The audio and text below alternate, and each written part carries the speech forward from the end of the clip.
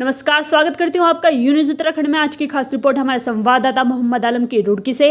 उत्तराखंड सरकार के एक साल नई मिसाल कार्यक्रम को लेकर नारसन खंड विकास कार्यालय में एक कार्यक्रम आयोजित किया गया, जिसमें बड़ी संख्या में ग्रामीणों के साथ साथ ग्राम प्रधान और बीडीसी सदस्य भी पहुंचे।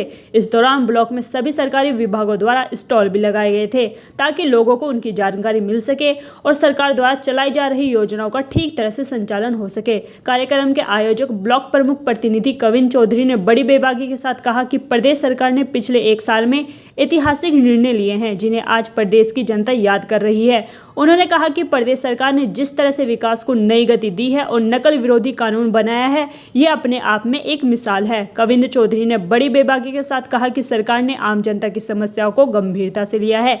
यही कारण है कि आज भाजपा विश्व की सबसे बड़ी पार्टी बन चुकी है। उन्होंने कहा कि भाजपा सरकार लगातार ऐतिहासिक फैसले ले रही है, जिसका लाभ प्रदेश की जनता को मिल रहा है। कविंद्र चौधरी ने कहा कि सरकार को लेकर लोगों में भारी उत्साह है। सरकार बेरोजगारी कम करने के लिए भी प्रयासरत है। सरकार ने कई ऐसे निर्णय लिए हैं जिनसे किसानों, बेरोजगार युवाओं का भला होगा।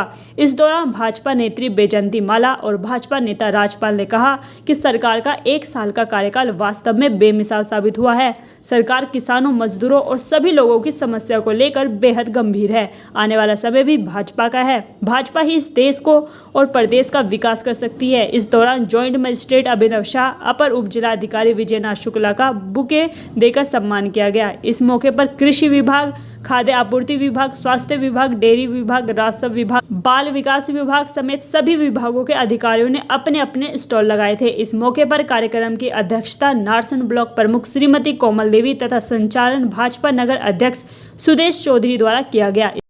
मेरा नाम चौधरी सुरेंद्र सिंह।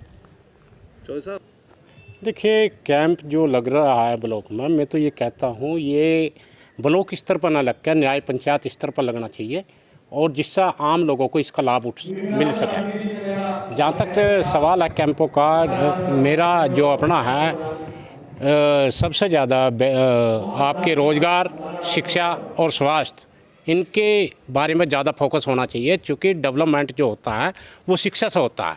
और जब आदमी स्वास्थ्य सेवाएं अच्छी होगी तो आदमी स्वस्थ रहेगा और काम भी अच्छे तरीके से करेगा।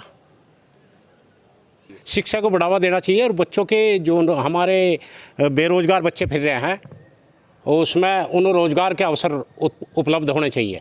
देखिए, ये सरकार की अपनी पॉलिसी है। या तो सरकार इस वजह से डर रही है, अगर जो आप गाँव में, देहात में चुनाव प्रचार करेंगे तो सवाल जवाब करेंगे, उससे सरकार भी भाग रही है, और मैं तो ये कहूँगा बीजेपी के जनप्रतिनिधि भी भाग रहे हैं उससे। सरकार का एक साल कार्यकाल पूर्ण हुआ है, और एक साल में किसी विभाग में क्या क्या काम किए हैं वो मैं आपको जानकारी देना चाह रहा हूँ। सबसे प्राथमिकता हमारा प्रधानमंत्री की सिंचाई योजना। सिंचित, जो हमारी असिंचित एरिया है उनको सिंचित बनाने के लिए हमारी ये योजना चलती है। इसमें हम ट्यूबवेल लगवाते हैं, गहरे किस्म के ट्यूबवेल लगवाते हैं, जिस पर 1 लाख रुपए की किसानों को सब्सिडी दी गई है। उथले ट्यूबवेल जो हम लगाते हैं उस पर 25,000 रुपये की उस किसानों को सब्सिडी दी जा रही है। और गहरे ट्यूबवेल में जो हमारा विस्तार होता है लगभग 4-5 हेक्टेयर हम उससे सिंचाई करते हैं। ऐसे ही जो उथला हमारा ट्यूबवेल है 2.5-3 हेक्टेयर, उससे भी हम सिंचाई कर लेते हैं।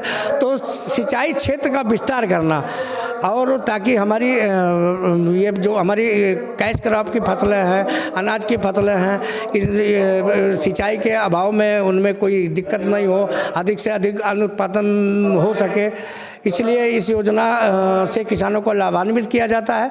दूसरा हमारा है कृषि यंत्रीकरण। ये भी भारत सरकार की योजना है। इसके अंतर्गत किसानों को 40% अनुदान पर हम ग्रुप में इनको 10 लाख के यंत्र दे रहे हैं, जिसमें 4 लाख की सब्सिडी होती है। व्यक्तिगत किसानों को 40% 50% सब्सिडी पर हम यंत्र उपलब्ध कराते हैं। इसमें यंत्र, ये जो हमारी योजना है बहुत महत्वपूर्ण योजना है, क्योंकि कम समय में हम ज़्यादा से ज़्यादा इन यंत्रों के माध्यम से समय बचा के, पैसे बचा के हम अपनी एग्रीकल्चर जो प्रैक्टिसेस होती हैं वो कर सकते हैं, और कीट रोगों से, फर्टिलाइजर से काफ़ी बचत भी होती है, और अच्छा अधिक अन्न उत्पादन भी होता है। दूसरी हमारी एक ऑर्गेनिक का विजन चल रहा है, जिसमें हम किसानों को बर्मी पिट बनवाते हैं, अपनी केंचुआ की खाद बनाते हैं और जो ये केंचुआ की खाद हम खेतों में डलवा के रासायनिक खादों को नहीं डलवाते हैं। इससे हमारा ऑर्गेनिक प्रोडक्शन होता है। मार्केट में किसानों को बहुत अच्छे दामों पर उनके प्रोडक्ट बिक रहे हैं और उनकी आर्थिकी भी बढ़ रही है।